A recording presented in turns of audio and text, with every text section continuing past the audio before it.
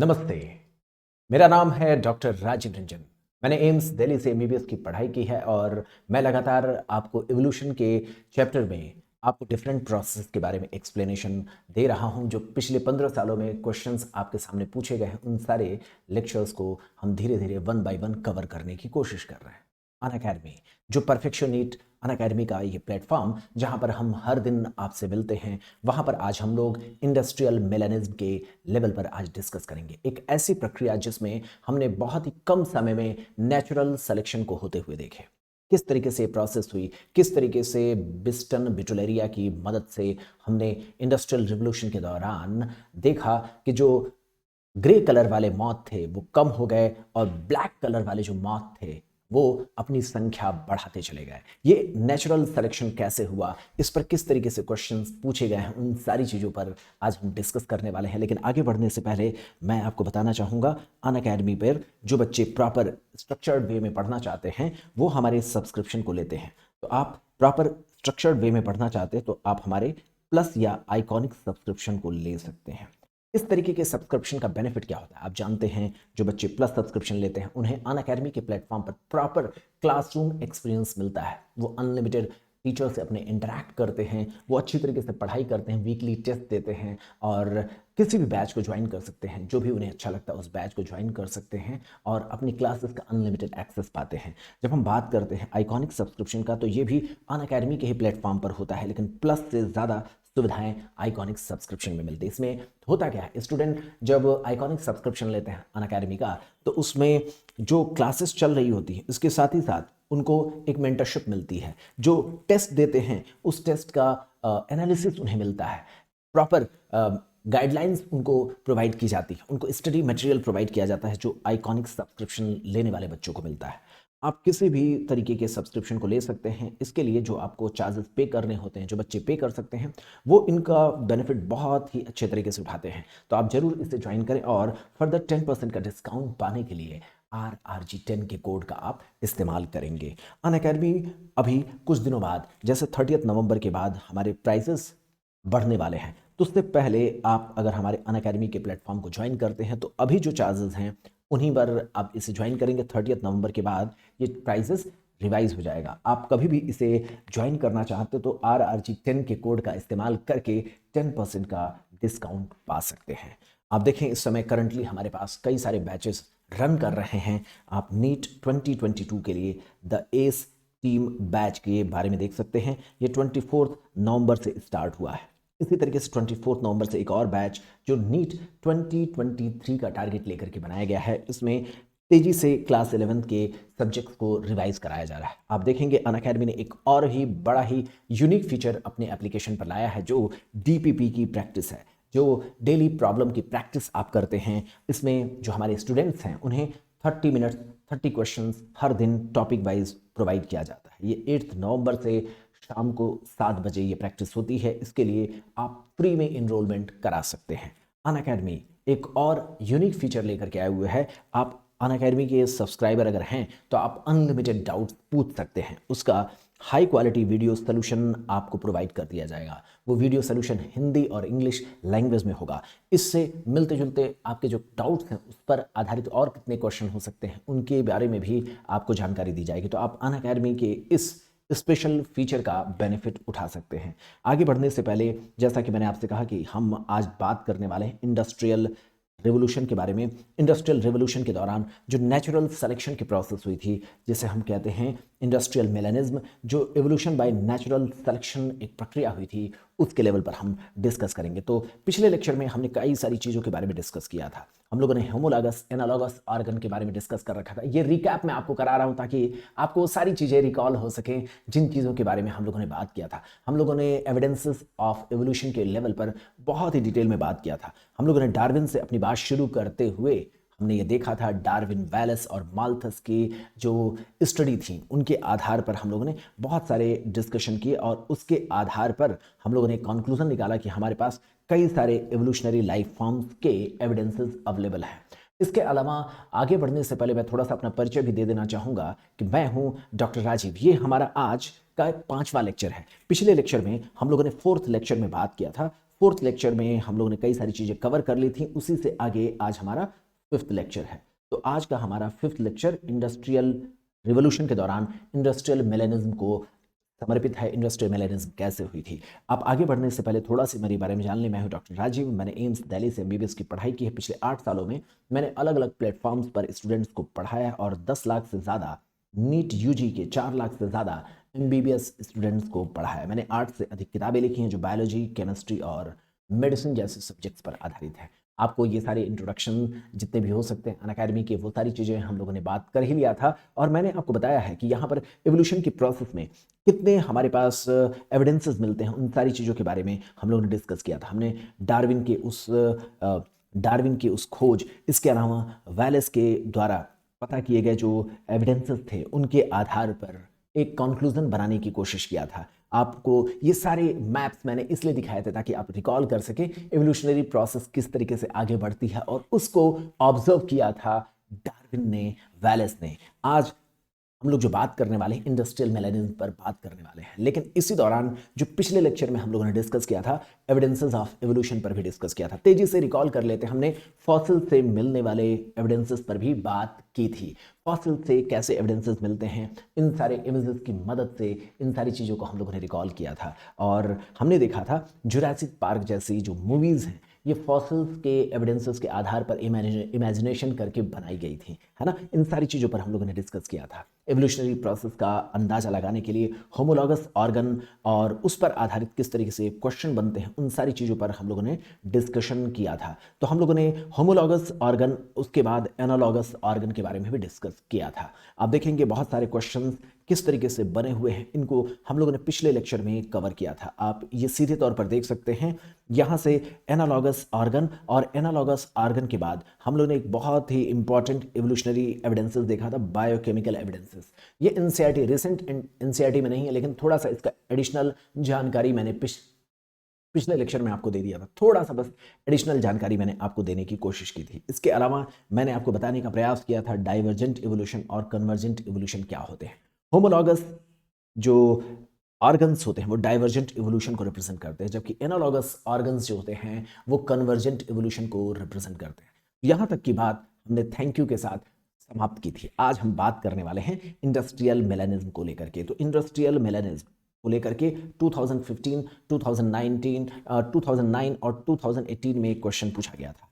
आपको पता है कि नेचुरल सिलेक्शन के द्वारा इंडस्ट्रियल रिवोल्यूशन के दौरान बिस्टन बेटुलेरिया में एक जो कलर, जो उनके विंग्स के कलर थे उसमें चेंजेस और उनका सिलेक्शन हमने देखने की कोशिश किया था। तो इसलिए यहाँ पर स्टेटमेंट से शुरू करते हैं। नेचुरल सिलेक्शन का एक बहुत ही प्रैक्टिकल एग्जाम्पल हम देखते हैं इंग्लैंड में 1950s के दौरान, जब बिस्टन बेटुलेरिया, जिसे हम पेपर्ड मॉथ कहते हैं, उसमें हमने देखा कि जो उनकी कॉलोनी थी, उनके कॉलोनी में जो बिस्टन बेटुलेरिया पहले पाए जाते थे वो ग्रे कलर के होते थे। ब्लैक कलर की विंग्स रखने वाले कम होते थे, ग्रे कलर वाले ज़्यादा होते थे बिफोर इंडस्ट्रियलाइजेशन या बिफोर इंडस्ट्रियल रिवोल्यूशन।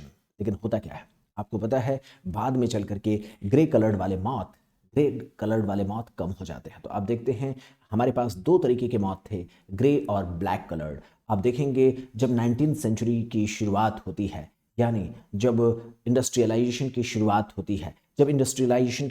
होती है तो कॉलोनीज़ का जो प्रेजेंटेशन है वो पूरी तरीके से बदल जाता है। बिफोर इंडस्ट्रियलाइजेशन ग्रे कलर्ड के जो मॉथ थे वही केवल पाए जाते थे और डार्क फॉर्म्स बहुत रेयर हुआ करते थे।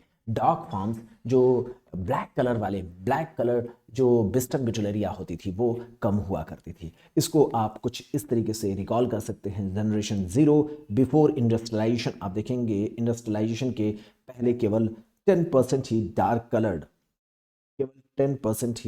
डार्क कलर्ड आपको ये मॉथ मिलता था, केवल 10%। बाद में चल करके जब इंडस्ट्रियल रिवोल्यूशन होता है, इंडस्ट्रियल रिवोल्यूशन की प्रोसेस आगे बढ़ती है, तो फिर आप क्या देखते हैं, आप इंडस्ट्रियल रिवोल्यूशन की प्रोसेस में देखते हैं 80% डार्क कलर्ड वाले ये मॉथ हमें मिलना शुरू हो जाते हैं। तो ऐसा परिवर्तन कैसे हुआ, ये किसको रिप्रेजेंट करता है, इसी बात पर आपसे आधारित क्वेश्चन पूछा जाता है। ये जो प्रोसेस थी जिसमें ग्रे कलर्ड मॉथ की संख्या कम होती है और ब्लैक कलर्ड की जो संख्या बढ़ती है, ये नेचुरल सिलेक्शन को रिप्रेजेंट करती है। एक बार पढ़ते हैं, ग्रे कलर्ड मॉथ्स ये ट्री ट्रंक पर स्टार्टिंग में पाए जाते थे। तो आप देखेंगे बिफोर इंडस्ट्रियल रिवोल्यूशन, आप देखेंगे बिफोर इंडस्ट्रियल रिवोल्यूशन, इस स्टेटमेंट को पूरा करेंगे।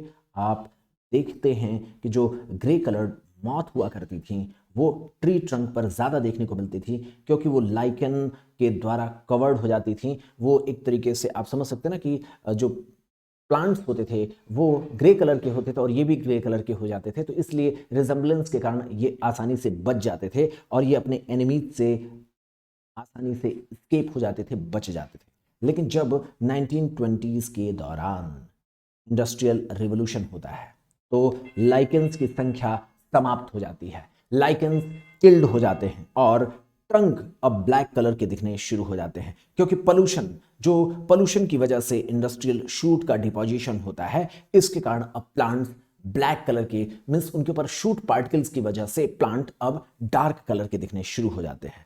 अब आप देखेंगे कि बर्ड्स आसानी से, जो बर्ड्स हुआ करती थीं वो आसानी से इस तरीके के मॉथ को आसानी से पकड़ लेती थीं, जो ग्रे कलर के मॉथ हुआ करते थे।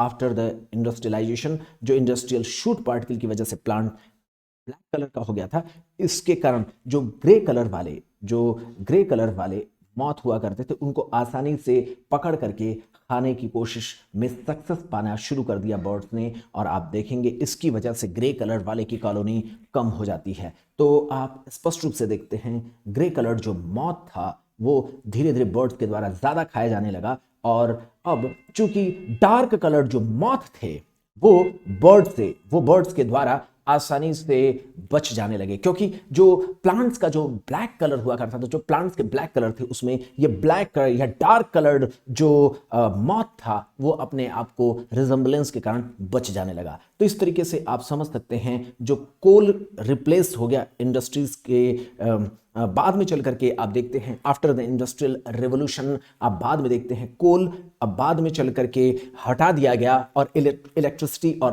पेट्रोलियम प्रोडक्ट्स का ज़्यादा इस्तेमाल होने लगा। तो एक बार फिर से ग्रे कलर का कॉलोनी ज़्यादा दिखने लगा। तो आप स्टार्टिंग में क्या देखते हैं? आप स्टार्टिंग में देखते हैं ग्रे कलर्ड वाले माउथ, ग्रे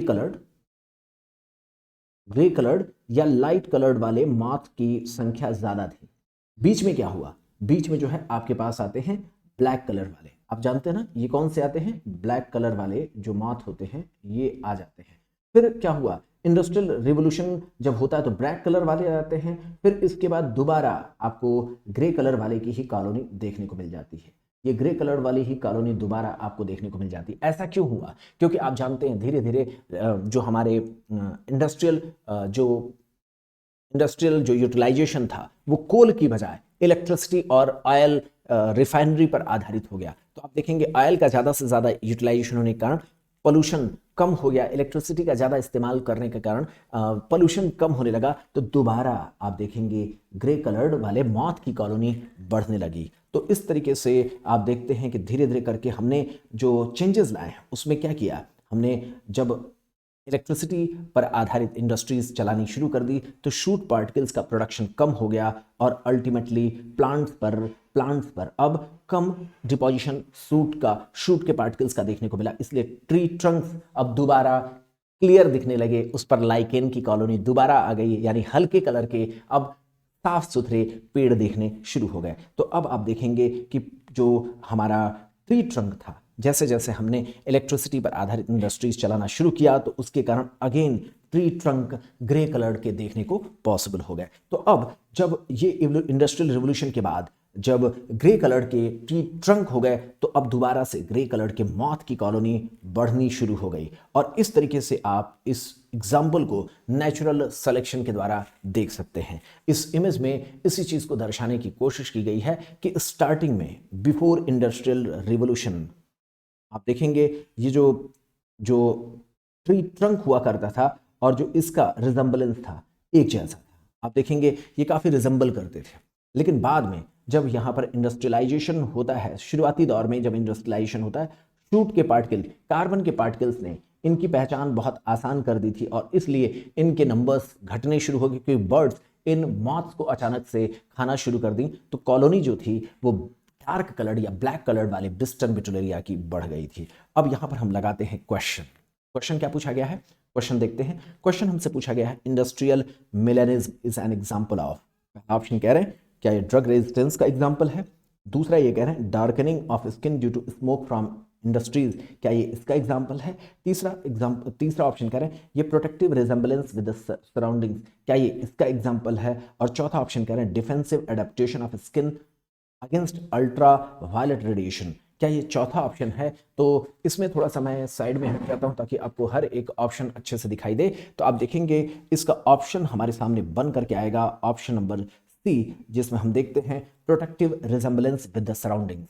आप क्या देखते हैं, protective resemblance with the surrounding, आप इसका थर्ड ऑप्शन मानेंगे। चलिए अब हम अगले क्वेश्चन की ओर चलते हैं। आप देखिए यहाँ पर थर्ड ऑप्शन हमारे लिए सही बनता है। आपको पता है जनरेशन वाइज किस तरीके से इसमें चेंजेस हुए थे। पहले जो कोल आधारित जो इंडस्ट्रीज थी उन्होंने इसको बहुत ही आसानी से हमारे आंखों के सामने हमने नेचुरल सिलेक्शन को देखा है। तो आप इसी पर आधारित एक क्वेश्चन देख सकते हैं, industrial melanism is an example of, ये किसका एग्जाम्पल है। ऑप्शन नंबर ए म्यूटेशन का, option number B neo Lamarckism का, option number C neo Darwinism का, option number D natural selection का। तो मैंने बार बार एक ही शब्द का इस्तेमाल किया है, ये नेचुरल सिलेक्शन का एग्जाम्पल बनते हैं। चलिए तो आप देख सकते हैं यहां पर हमारा ऑप्शन होगा option number D, natural selection हमारा आंसर बनेगा। तो इस तरीके से हमें स्टेप बाय स्टेप चलना है, आसानी से समझते हुए चलना होगा। अब यहीं पर हम देखें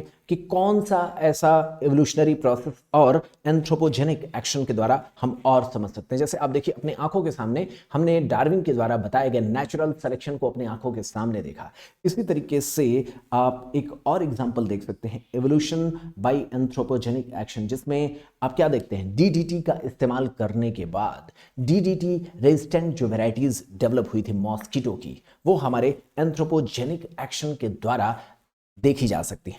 आप इस तरीके से समझें कि नेचुरल सिलेक्शन का जो हमने इंडस्ट्रियल मेलेनिज्म का जो एक एग्जांपल लिया था कि इंडस्ट्रियलाइजेशन के द्वारा जो ब्लैक कलर वाली कॉलोनी बढ़ी थी, वैसे ही हम एक और एग्जांपल ले सकते हैं एंथ्रोपोजेनिक एक्शन के द्वारा किस तरीके से एवोल्यूशन का नेचुरल सिलेक्शन का एग्जांपल और बनाया जा सकता है। इसको हम आपके सामने रखना चाहेंगे। तो आप यहां पर देखेंगे मॉस्किटो को किल करने के लिए हमने जब स्टार्टिंग में क्या किया था, हमने डीडीटी के स्प्रे किए थे, हमने डीडीटी का स्प्रे किया था। डीडीटी का स्प्रे बहुत पॉपुलर हुआ, कारण ये था कि आसानी से मॉस्किटो किल हो जाती थी।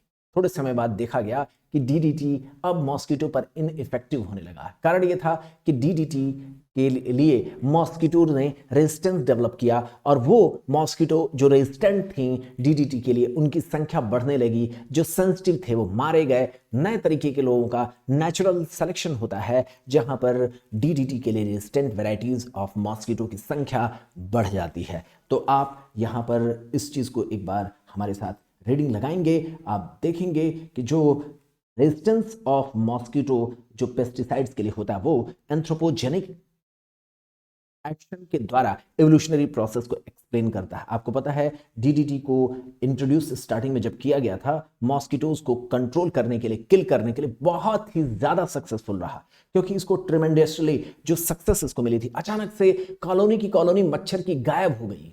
ऐसा लगा कि मच्छर इस दुनिया में रहेंगे ही नहीं, लेकिन अचानक से मच्छर फिर वापस आते हैं, वो मच्छर जो अब डीडीटी के लिए रेजिस्टेंट हो जाते हैं। तो आप देखेंगे स्टार्टिंग में ये हमारा प्रोग्राम डीडीटी के छिड़काव का ये अधिकतर मॉस्किटो को मार डालता है, क्योंकि उस समय अधिकतर जो मॉस्किटो थे वो सेंसिटिव थे। वो क्या थे? सेंसिटिव थे डीडीटी के लिए, और इस वजह से अधिकतर मॉस्किटो स्टार्टिंग में मार दिए गए। उसके बाद क्या होता है? उसके बाद आप देखेंगे मॉस्किटो बाद में दूसरे तरीके की जो उस समय थोड़े समय बाद ऐसे मॉस्किटो की कॉलोनी दोबारा बढ़ने लगी जो दोबारा से मॉस्किटो की संख्या बढ़ाते हैं, लेकिन अब की बार ये रेजिस्टेंट होते हैं डीडीटी के लिए। अब इस प्रोसेस को कैसे समझा जा सकता है?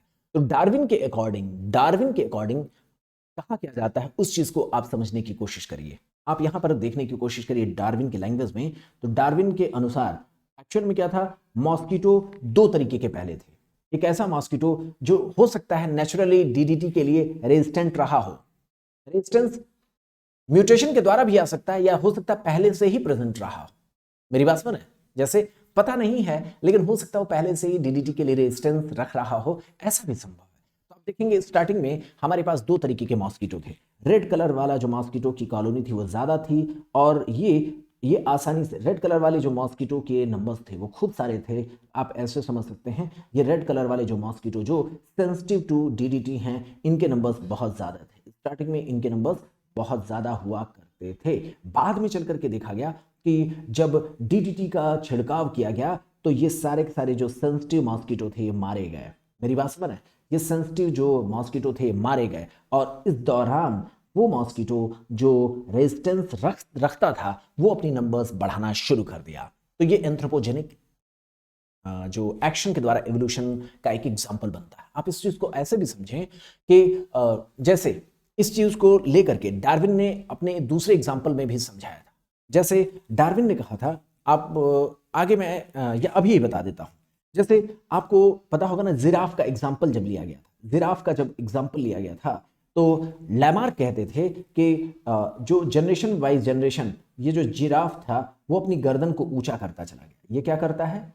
ऊंचा करता चला गया, क्योंकि धीरे धीरे जब ग्रास की जब समस्या होती है तो ये गर्दन को ऊंचा करते हुए, आप देखेंगे ये धीरे धीरे अपने गर्दन नेक को ऊंचा करते हुए ये अपनी गर्दन को बढ़ा लेता है। ये बात लैमार्क ने कहा था।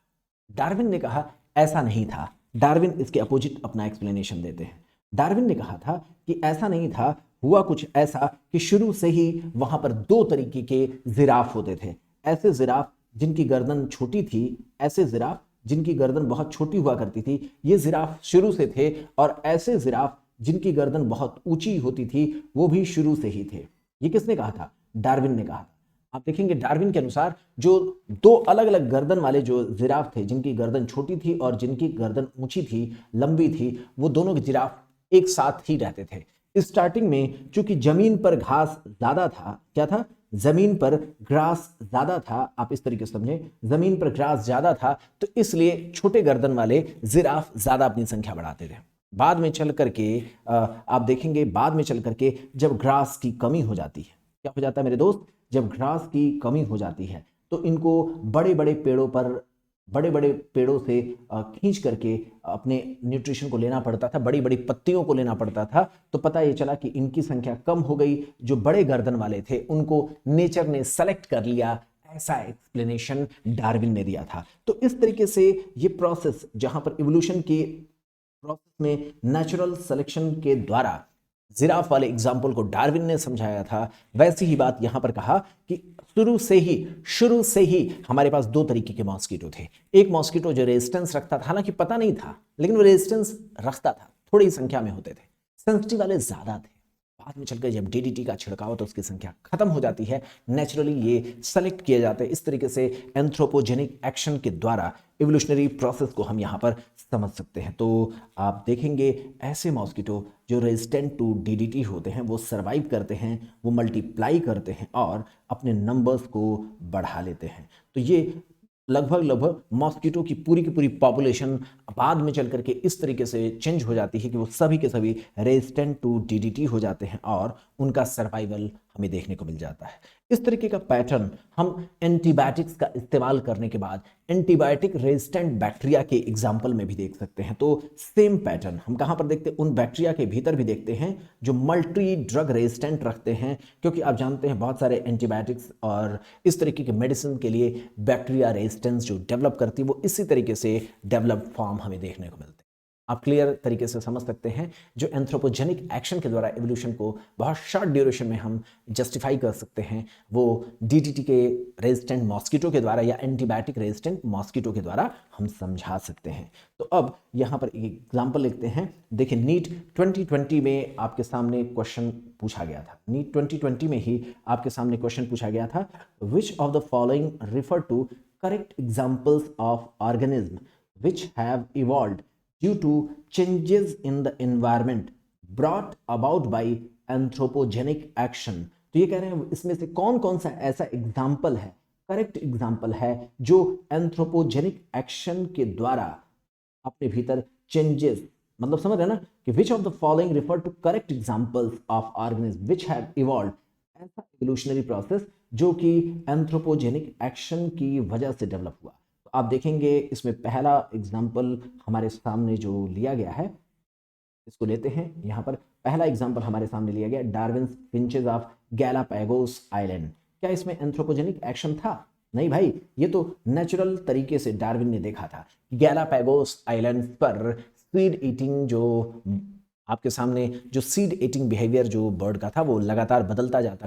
कैक्टस को खाते हैं, कुछ बाद में चल करके आप देखेंगे जो कीड़े मकोड़ों को खाने वाले हो जाते हैं, कुछ जो जो सॉलिड जो लकड़ियों के जो गट्ठर होते हैं उनको तोड़ तोड़ करके खाने वाले वहाँ पर डार्विन के फिंचेस का डेवलपमेंट होता है, जो कि इनिशियली सीड ईटिंग बिहेवियर रखते हैं। तो डार्विन की जो फिंचेस थी गैलापागोस आइलैंड्स पर, वो एंथ्रोपोजेनिक एक्शन के द्वारा नहीं डेवलप होती। हर्बिसाइड रेजिस्टेंट वीड, बिल्कुल ये हो सकता है। इसी तरीके से ड्रग रेजिस्टेंट यूकैरियोट्स, ये भी हो सकते हैं। फिर यहीं पर हम एग्जाम्पल आगे का देखें तो यहाँ पर हम एक और एग्जाम्पल ले सकते हैं, human created breed of domesticated animal like dog. अच्छा, तो बिल्कुल ये भी हमारे सामने एक एग्जाम्पल बन सकता है। तो बिल्कुल ठीक बात है, इंसानों ने बहुत शॉर्ट ड्यूरेशन में, डार्विन ने भी ये काम किया था, अपने हिसाब से अलग अलग जो चूज करके दो लोगों के बीच में फर्टिलाइजेशन करके डिजायर्ड कैरेक्टर वाले ऑर्गेनिज्म लाइफ फॉर्म्स को डेवलप किया था। ऐसे बहुत सारे डॉग्स के वेराइटीज को डेवलप किए थे। इंडिया में बहुत सारे काउज की वेराइटीज, बफेलो की वेराइटीज डेवलप की जाती है। तो ये main man created domesticated animal like dogs, बिल्कुल ठीक बात है। तो यहाँ पर हमारे सामने एंथ्रोपोजेनिक एवोल्यूशन का कौन कौन सा एग्जाम्पल बन सकता है, आप समझ सकते हैं। ये एग्जाम्पल हमारे सामने बन सकता है ऑप्शन नंबर 2, 3 एंड 4। ये हमारे सामने ऑप्शन बन करके आएगा। तो आप क्लियर तौर पर कह सकते हैं आंसर हमारे सामने कौन सा होगा? आंसर होगा 2, 3 एंड 4। ये नीट 2020 में क्वेश्चन पूछा गया था। इसके बाद हम बात करेंगे एम्ब्रियोलॉजिकल सपोर्ट फॉर इवोल्यूशन के बारे में। तो इसको भी थोड़ा सा जानना जरूरी है। हालांकि एनसीईआरटी ने दिया नहीं है, लेकिन आप देखेंगे एक कॉन्सेप्ट ये भी कहता है कि इवोल्यूशन हुआ था और इस एम्ब्रियोलॉजिकल डेवलपमेंट्स इवोल्यूशनरी प्रोसेस को सपोर्ट करते हैं। इस चीज को एक बार देखने की कोशिश करते हैं। Embryological support for evolutionary process, इसको एक बार देखने की कोशिश करते हैं। ये प्रोसेस जो एक्सप्लेन की गई थी अर्नेस्ट हैकेल के द्वारा प्रपोज की गई थी और उसे एक्सप्लेन करने का उन्होंने प्रयास किया था। इन्होंने कहा था कि जो एम्ब्रियोनिक स्टेजेस होती हैं वर्टिब्रेट्स की, उनके लेवल पर उन्होंने कहा था कि जब एम्ब्रियोनिक जब डेवलपमेंट होता है तो सभी के सभी वर्टिब्रेट्स के भीतर जो फीचर्स होते हैं, जो स्ट्रक्चरल ऑर्गेनाइजेशन का पैटर्न, स्ट्रक्चरल ऑर्गेनाइजेशन का जो पैटर्न देखने को मिलता है, वो सभी के सभी के लिए कॉमन होता है। और ये बाद में चल करके एडल्ट लाइफ फॉर्म्स में नहीं देखने को मिलता है, स्टार्टिंग में देखने को मिलता है। इन्होंने अपने बात को रिकैपिचुलेशन थियरी के द्वारा एक्सप्लेन करने का प्रयास किया था। ये एनसीईआरटी में नहीं दिया है, लेकिन आपको पता होना चाहिए रिकैपिचुलेशन थियरी क्या कहता है। रिकैपिचुलेशन थियरी एग्जैक्टली कहती क्या है, अभी मैं उसको समझाऊंगा। आप यहाँ पर देखें एग्जाम्पल के तौर पर, तो आप समझ सकते हैं फिश, सैलामांडर, टर्टल, चिकन, रैबिट और ह्यूमन, इन सभी के इवोल्यूशनरी प्रोसेस के दौरान इनके एम्ब्रियोलॉजिकल डेवलपमेंट में आप देखते हैं जो स्ट्रक्चर के फॉर्म मिलते हैं वो काफ़ी हद तक एक जैसे होते हैं। बाद में चल करके इनमें बहुत बड़ा बदलाव आता है और जब इनका एडल्ट फॉर्म बनता है, मीन्स इनका जो मैच्योर फॉर्म, फाइनल जो फॉर्म बनता है, वो सभी का अलग अलग हो जाता है। इस तरीके की सिमिलरिटी को एक्सप्लेन करने की कोशिश किया था किसने? रिकैपिचुलेशन थियरी के द्वारा अर्नेस्ट हैकेल ने समझाने का प्रयास किया था। ये सुनने में बहुत सही स्टेटमेंट लगता है, लेकिन इसमें जो अर्नेस्ट हैकेल थे एक गलती कर बैठे। गलती क्या कर बैठे थे अभी मैं आपको बताऊंगा। पहले आप इनके स्टेटमेंट को देखें। इसके अनुसार ऑन्टोजेनी रिपीट्स फाइलोजेनी या ऑन्टोजेनी रिकैपिचुलेट्स फाइलोजेनी, ये स्टेटमेंट कहा जाता है। रिकैपिचुलेट्स मतलब रिपीट्स, है ना, रिप्ले, ये चीज आपको पता होना चाहिए। तो ऑन्टोजेनी रिपीट्स फाइलोजेनी का स्टेटमेंट इन्होंने दिया था। इस चीज को एक बार मैं आपके सामने लिख देता हूं ताकि आपको समझ में आ जाए इनका स्टेटमेंट क्या था। ऑन्टोजेनी रिपीट्स फाइलोजेनी, ये इनका स्टेटमेंट था। अब इस स्टेटमेंट के अकॉर्डिंग हम इसे समझने की कोशिश करें। ऑन्टोजेनी रिपीट्स फाइलोजेनी, इसके अनुसार ऑन्टोजेनी किसे कहते हैं? सबसे पहले तो ये हमें पता होना चाहिए। तो ऑन्टोजेनी का मतलब क्या होता है? Developmental process of an individual organism. ये क्या है? ऑन्टोजेनी, किसी ऑर्गेनिज्म का डेवलपमेंटल प्रोसेस। और फाइलोजेनी क्या कहलाता है? फाइलोजेनी को देख लेते हैं। फाइलोजेनी क्या कहलाती है उसको आप देखेंगे तो ये evolutionary history of the species, इसको कहते हैं। तो इसका कहने का मतलब ये हुआ कि जब इंडिविजुअल ऑर्गेनिज्म का डेवलपमेंटल प्रोसेस चल रहा होता है तो वो अपने इवोल्यूशनरी हिस्ट्री को रिपीट करता है। अब यहीं पर सवाल यह था कि जब कोई इंडिविजुअल ऑर्गेनिज्म अपने आप को डेवलप हो रहा होता है तो वो अपने इवोल्यूशनरी हिस्ट्री, स्पीशीज के इवोल्यूशनरी हिस्ट्री को रिपीट कर रहा होता है। यह बात सुनने में तो सही लगती है, लेकिन जो उन्होंने अपने स्टेटमेंट में एक्सप्लेनेशन दिया था वो काफ़ी हद तक गड़बड़ था। कैसे, ये चीज़ आप यहाँ पर देखने को पाएंगे। हैकेल ने जब ऑन्टोजेनी रिपीट्स फाइलोजेनी वाली बात कही थी तो इन्होंने कहा कि जब फिश डेवलप होता है, कौन डेवलप होता है मेरे दोस्त, यहाँ पर आप ध्यान से देखेंगे, जब फिश का डेवलपमेंट होता है तो आप यहाँ पर देखते हैं फिश अपने आप को डेवलप होते हुए आगे की ओर जब बढ़ता है तो आप जानते हैं ये एग से एम्ब्रियो, एम्ब्रियो से एडल्ट बनता है। इस दौरान जब हम अगले इवोल्यूशनरी प्रोसेस में चलते हैं, फ्रॉग के बारे में बात करते हैं, तो हैकेल के अनुसार ऐसा माना जाता है शुरुआती दौर में ये फिश के लगभग सारे फॉर्म से होते हुए गुजरता है। ये बात इन्होंने कहा। किसने कहा था? ये बात हैकेल ने कहा था कि जब फ्रॉग का डेवलपमेंट होता है तो काफ़ी हद तक ये कंप्लीटली फिश के एम्ब्रियोलॉजिकल स्टेज से गुजरते हुए बाद में जाकर के मॉडिफाई होते हुए फ्रॉग वाले स्टेप में घुस जाता है। इस तरीके की बात हैकेल ने कहा था। फिर इन्होंने कहा जब बर्ड का डेवलपमेंट होता है तो शुरुआती दौर में वो जो एम्ब्रियोलॉजिकल प्रोसेस जो फिश की होती है वो चल रही होती है, बाद में ये थोड़ा सा मॉडिफाई होती है, इसमें फ्रॉग वाली प्रोसेस चलने लगती है और उसके बाद फाइनली ये बर्ड वाले स्टेज तक पहुंचता है। इस तरीके की बात इन्होंने कहा। यानी इन्होंने कहा यहाँ पर डेवलपमेंटल स्टेजेस के दौरान, क्या इनका स्टेटमेंट था? डेवलपमेंटल स्टेजेस के दौरान रिकैपिचुलेशन चल रहा होता है, रिपीटिशन, जो अपने एवोल्यूशनरी प्रोसेस का रिपीटिशन या उसी के जैसे स्टेप्स से गुजरने की बात होती है। एडल्ट्स के दौरान आप देखेंगे एवोल्यूशनरी स्टेप्स लिए जाते हैं, वो बदलाव देखने को मिलते हैं। लेकिन ये बात पूरी तरीके से वॉन बेयर ने गलत साबित कर दिया था। इस पर आधारित बाद में क्वेश्चन पूछा गया था। वॉन बेयर ने कहा ऐसा कुछ नहीं होता है।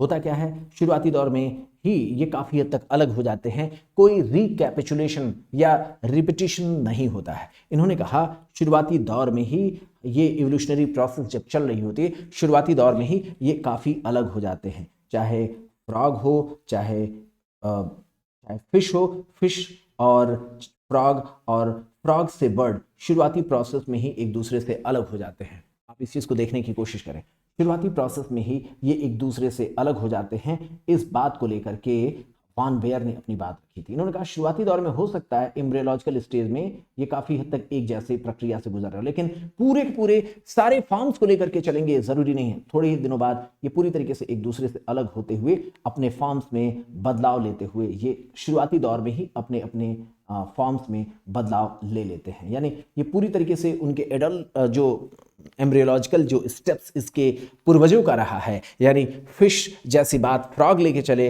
बर्ड में फ्रॉग और फिश जैसी बात लेकर के चले, ये बात नहीं होती। शुरुआती दौर में इनके बीच में सिमिलैरिटी हो सकती है, लेकिन वो अचानक से ही डेवलपमेंटल प्रोसेस में सभी के सभी अपने लेवल पर जो एवोल्यूशनरी प्रोसेस बाद में स्टार्टिंग की ही फेज में अलग हो जाती है और आपको इसको इस तरीके से कह सकते हैं ब्रांचिंग जो है स्टार्टिंग में ही देखने को मिल जाती है, यानी जो डाइवर्सिटी है शुरुआती स्टेज में ही देखने को मिल जाती है। तो आप इसी स्टेटमेंट को यहाँ पर देख सकते हैं, एम्ब्रियोज के डेवलपमेंट के दौरान डाइवर्सिटीज शुरुआती दौर में ही होती, ऐसा कुछ नहीं होता है। ये हैकेल की बात को गलत साबित कर दिया था वॉन बेयर ने। तो अब एक बार यहाँ पर देखने की कोशिश करते हैं।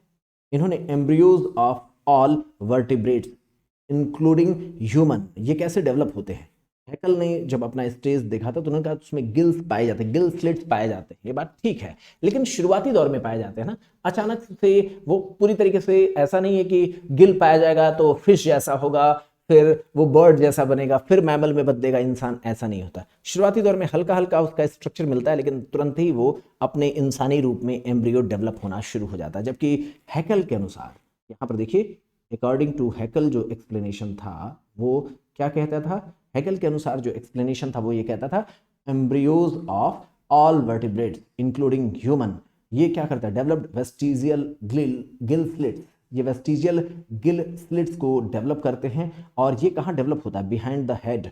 और उसके बाद ये ऑर्गन, इन्होंने कहा कि ये ऑर्गन वैसे तो फंक्शन होता है केवल फिश में, लेकिन इंसानों में गिल स्लिट्स की प्रेजेंस कहीं ना कहीं ऑन्टोजेनी रिपीट्स फाइलोजेनी को रिप्रेजेंट करती है। लेकिन वॉन वेयर ने कहा पूरा गिल स्लिट्स नहीं बनता है, गिल स्लिट्स जैसा कुछ स्ट्रक्चर बनता है लेकिन तुरंत ही वो समाप्त हो जाता है। ऐसा नहीं कि एकदम मछली जैसा पूरा प्रॉपर गिल स्लिट्स बनेगा, ऐसा कुछ नहीं होता है। ठीक है, तो अर्नेस्ट हैकल को आधी अधूरी जानकारी थी। उन्होंने कहा कि ये फिश में जो गिल स्लिट्स होती हैं वो शुरुआती दौर में इंसानों में भी बनती हैं और वो बाद में एडल्ट्स में नहीं पाई जाती हैं, जबकि आप जानते हैं ऐसी घटना शुरुआती दौर में इसका रिप्रेजेंटेशन तो मिलता है लेकिन बाद में ये काफ़ी हद तक चेंज हो चुका होता है। यह प्रपोजल जो स्टार्टिंग में था ये हैकल के द्वारा दिया तो गया था, लेकिन इसको जब सही तरीके से इसको चेक करने की कोशिश किया तो वॉन बेयर ने कहा ये पूरी तरीके से स्टेटमेंट गलत है। स्टार्टिंग में ही सभी अपने अपने फार्म में अपनी ब्रांचिंग करके डेवलप होना शुरू हो जाते, कोर हो सकता है एक हो लेकिन स्टार्टिंग में उनमें बदलाव शुरू हो जाते हैं। और इसीलिए जो हैकल थे उन्होंने क्लियर कट स्टेटमेंट जोड़ा। उन्होंने क्या, वॉन बेयर ने एक क्लियर कट स्टेटमेंट जोड़ा, embryos never pass through adult stage of other animal। इन्होंने क्लियर कट एक बात जोड़ा कि एम्ब्रियोज जो होते हैं वो कभी भी अपने दूसरे एनिमल के एडल्ट स्टेज से होकर के एवोल्यूशनरी प्रोसेस के दौरान नहीं गुजरते हैं। तो इस तरीके से ऑन्टोजेनी रिपीट्स फाइलोजेनी की जो बात है अर्नेस्ट हैकल की, वो वॉन बेयर की स्टडीज के बाद गलत साबित हो जाती है। इस तरीके से हमने आज क्या क्या देखा, हम लोगों ने समझने की कोशिश किया एंथ्रोपोजेनिक एक्शन के द्वारा एवोल्यूशनरी प्रोसेस, एम्ब्रियोलॉजिकल एविडेंसेस के बारे में स्टडी किया। हम लोगों ने इससे पहले डिस्कस किया था इंडस्ट्रियल मेलेनिज्म के लेवल पर। अगले लेक्चर में हम डिस्कस करेंगे एडेप्टिव रेडिएशन के बारे में, जो हम अगले लेक्चर में आपके साथ डिस्कस करेंगे। तब तक बने रहिएगा। बहुत बहुत शुक्रिया। आप सभी से रिक्वेस्ट है कि आप लोग हमारे चैनल को, ये परफेक्शन नीट के चैनल को आप लोग सब्सक्राइब कर लीजिए, इसका बेल आइकन आप लोग दबा दीजिएगा ताकि जो भी नोटिफिकेशन आपको पहुंचना चाहिए वो समय समय पर पहुंचता रहे। इसके साथ ही साथ जो परफेक्शन नीट हमारे टेलीग्राम पर चैनल है उसको भी आप ज्वाइन कर लीजिए ताकि हर एक नोटिफिकेशन आपको टेलीग्राम के चैनल पर मिलता रहेगा, आप हमारे साथ जुड़े रहेंगे। बहुत बहुत धन्यवाद इस चैनल को सब्सक्राइब करने के लिए, और अपने दोस्तों के साथ इस वीडियो को जरूर शेयर करिएगा ताकि किसी और को भी बेनिफिट मिल सके। मिलते हैं अगले लेक्चर में, तब तक के लिए बहुत बहुत शुक्रिया। आप चाहते हैं अनअकैडमी के कोर्सेज को ज्वाइन करना तो आप हमारे कोर्सेज को जरूर ज्वाइन करें, क्योंकि 30 नवंबर के बाद प्राइसेस बढ़ने वाले हैं। आप देखेंगे अनअकैडमी के कोर्सेज को ज्वाइन करने के लिए अगर आप चाहते हैं फर्दर डिस्काउंट, RRG10 के कोड का आप इस्तेमाल कर सकते हैं। तब तक के लिए बहुत बहुत शुक्रिया। अगले लेक्चर में हम इसी इवोल्यूशनरी प्रोसेस को नेक्स्ट लेवल पर एक्सप्लेन करने का प्रयास करेंगे। बहुत बहुत धन्यवाद।